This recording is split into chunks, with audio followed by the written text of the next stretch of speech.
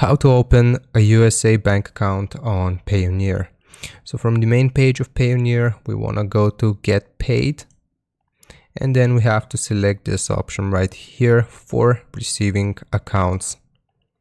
So from the receiving accounts, as you can see, I already have a USA bank account open. But how you can do this as well is by simply clicking on Request Accounts. You have to read through this information right here, and you will press on Next. Now from here, I already have a USA bank account, that's why I can't select it, but you have to select it from this list. So I'm going to do Europe as an example, and after you have highlighted this, you want to scroll down and click on Next.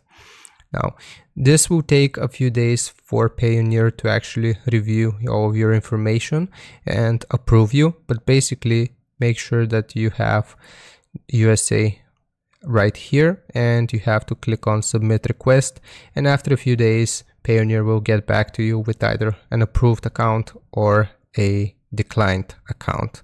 So, hope this helps. Don't forget to like and sub, and I'll see you next time.